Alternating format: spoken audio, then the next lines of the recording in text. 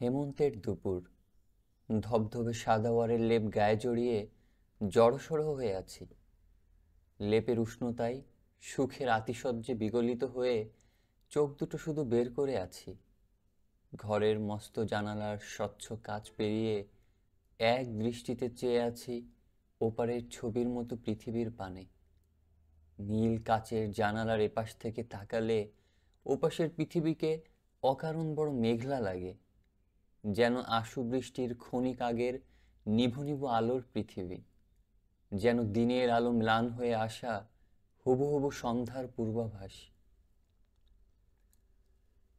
জানালার ওপাশে বেশ প্রাচীন আর প্রকাণ্ড এক পাহাড়ি নিম।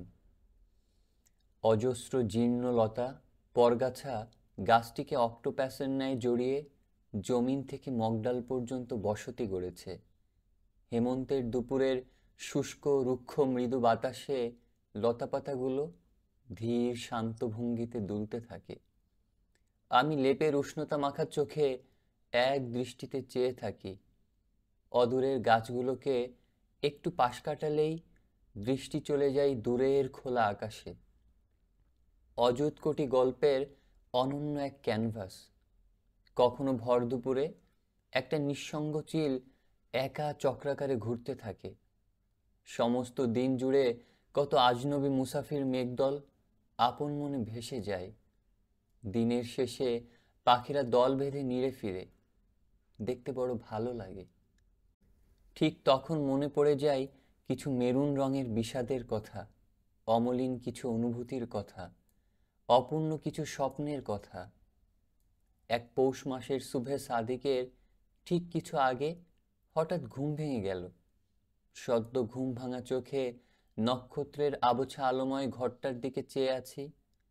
হঠাৎ দূর বহুদূরের কোনো গ্রাম থেকে ভেসে আসতে লাগলো ফজরের আজান। এক বৃদ্ধ মুয়াজ্জিন হৃদয়ের সবটুকু আবেগ ঢেলে দিয়ে আজান দিচ্ছেন।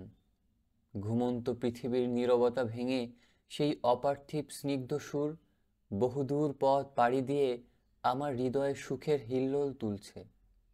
এ নৈসর্গিক অনুভূতিগুলো বারে বারে স্মৃতি হয়ে এখনো উকি দিয়ে যায় আমার অবসর হৃদয়ের জানালায়। আরেক ভর দুপুরে ফ্যাকাল্টি ভবনের করিডোরে দাঁড়িয়ে আছি। দেখি গোটা করিডোরের মেঝে জুড়ে আলো ছায়ার ছায়াকাব্য আঁকা। ঠিক ওপাশে কামিনী, শিউলি আর বেশ লম্বা একটা কিংশুক গাছ। কিংশুকের ডালে এক হলদে পাখি একলা একা বসে বিষাদ যাপন করছে। মনে মনে সেদিন বড় শখ হলো, ভীষণ স্নিগ্ধ বেলকনির একটা বাসা হবে আমার। রোজ সন্ধ্যায় অফিস থেকে ফিরে এক ফ্লাস্ক চা সাথে ক্লান্ত দেহ এলিয়ে দিব আমার আপন বেলকনির দেয়ালে। ঠিক ওপাশে থাকবে মায়াময় এক পৃথিবী, যেথায় শিউলি ভরা ডালে জ্যোৎস্না স্নান করবে এক নিশাচর পাখি। মেরুন রঙের বিষাদে হৃদয় আকাশ ছেয়ে যাওয়া এক সন্ধ্যায় আমার খুব ইচ্ছে হয়েছিল সব অনুভূতির ঝাঁপিকে বস্তাবন্দি করে বেরিয়ে পড়তে ঠিকানাহীন গন্তব্যে। প্রথমে প্রাচীন এক রেল জংশনে গিয়ে এক কাপ চা হাতে ভীষণ ব্যস্ত স্টেশনের কোলাহল দেখব। স্টেশনে যেতেই প্রথম যে ট্রেনটি আসবে, গন্তব্যহীন আমি তাতেই চড়ে পড়ব। আমি পাশের কোনো সহযাত্রী থেকে একটি বারের জন্য জানতে চাইব না এ ট্রেনের গন্তব্য কোথায়। গোটা পথ জুড়ে ঘর থেকে বস্তাবন্দি করে আনা অনুভূতির দল বিলি করে চলব। সব অনুভূতি বিলি শেষ হলে অনুভূতির শূন্য বস্তা কাঁধে যে স্টেশনটি আমায় হাত ইশারা করে ডাকবে, সেখানেই আমি নেমে পড়ব। গোটা পথ ট্রেনের জানালায় মুখ বাড়িয়ে এক মনে চেয়ে রইব। শত অজানা গ্রাম, মফস্বল শহর, দিগন্তজোড়া মাঠ, নদী, বাওড় পেরিয়ে ঝকঝক শব্দে ছুটে যাবে ট্রেন।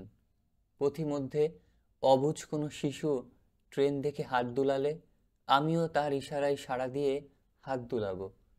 পথিমধ্যে হয়তো দেখা মেলবে খুব প্রাচীন একটা বটগাছের, যে জনশূন্য প্রান্তরে অসীম খোলা মাঠে একা ঠাই দাঁড়িয়ে থাকে। গাছটির নিঃসঙ্গতা দেখে আমার খুব ইচ্ছে হবে বস্তাবন্দি করে আনা আমার সবটুকু নিঃসঙ্গতা তার সাথে ভাগাভাগি করে নিই।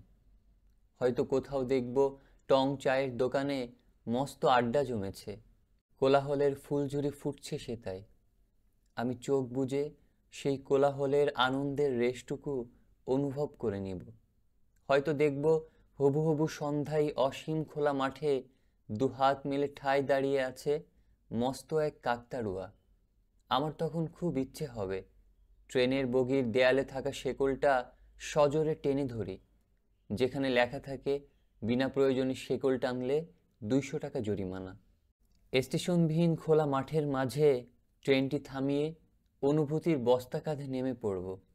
কাকতাড়ুয়ার ঠিক পাশে দুহাত প্রসারিত করে ঠায় দাঁড়িয়ে যাব ভিনদেশি এক কাকতাড়ুয়ার বেশে। কিছু সময় পর হয়তো আমার চিরচেনা গোলাপি পায়ের নিঃসঙ্গ ঘুঘুটি এসে বসবে পৃথিবীর এই নিঃসঙ্গতম কাকতাড়ুয়ার কাঁধে। দূরে আবছায়া অবয়বে ক্রমশ আমার অজানা ট্রেনটির ছায়াটুকুও মিলিয়ে যেতে থাকবে। পশ্চিম আকাশে রক্তিম আভার মিছিলে হারিয়ে যাবে আজকের দিনটি।